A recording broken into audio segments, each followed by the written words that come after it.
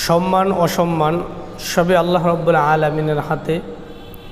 আল্লাহ রব্বুল আলামিন কাউকে সম্মান দান করেন, এই সম্মান পাওয়ার পরে যে ব্যক্তি সেটা রক্ষা করতে পারে না তাকেই আল্লাহ রব্বুল আলামিন অসম্মান করেন। আর এই অসম্মানটা এত নিকৃষ্ট পর্যায়ে হয় যে সকল মানুষ তাকে ঘৃণা করে। এজন্য আল্লাহ রব্বুল আলামিন বলেন, ওয়াতু ইজ্জু মান তাশা ওয়াতু জিল্লু মান তাশা বিয়াদিকাল খায়র ইন্নাকা আলা কুল্লি শাইইন কাদির। ইজ্জতের মালিকও আল্লাহ, জিল্লাতের মালিকও আল্লাহ, সম্মান দেওয়ার মালিকও আল্লাহ, অপমান করার মালিকও আল্লাহ।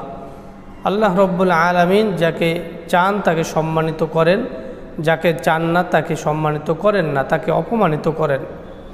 এজন্য সম্মান যদি পেতে হয় তাহলে আল্লাহ রব্বুল আলামিনের যে দিক নির্দেশন রয়েছেন, হুকুম রয়েছেন, তার উপর অটল অবিচল থাকতে হবে।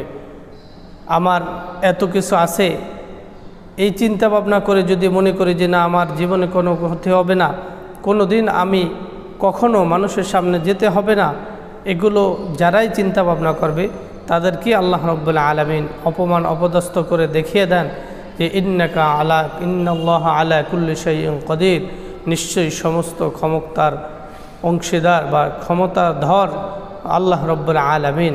এজন্য কেউ আমরা কখনো নিজের মন মতো জিন্দেগি চালাবো না। আল্লাহ রব্বুল আলামিন যেভাবে বলেছেন সেভাবে চালানোর চেষ্টা করব।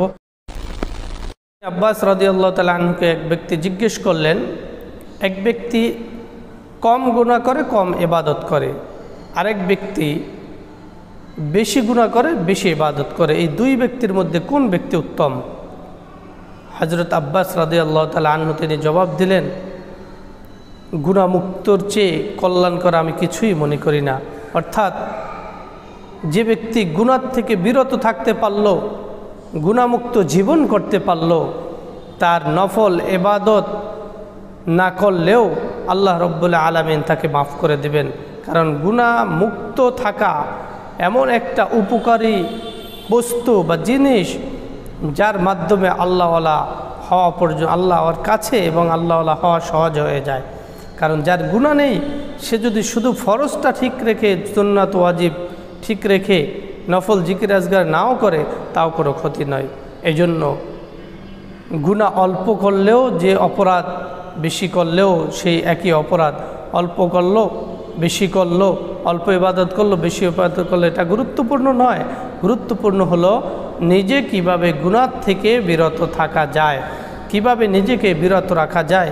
প্রত্যেকটি মানুষ শুধু গুনাহর দিকে ধাবিত হয়। এই গুনাহ মূলত শয়তানই মানুষদেরকে করিয়ে থাকেন। আর এই শয়তান তো প্রকাশ্য শত্রু, সমস্ত অবস্থায়, সকল অবস্থায়, প্রত্যেকটা ক্ষণ শয়তান চায় কিভাবে মানুষ অপরাধ করে।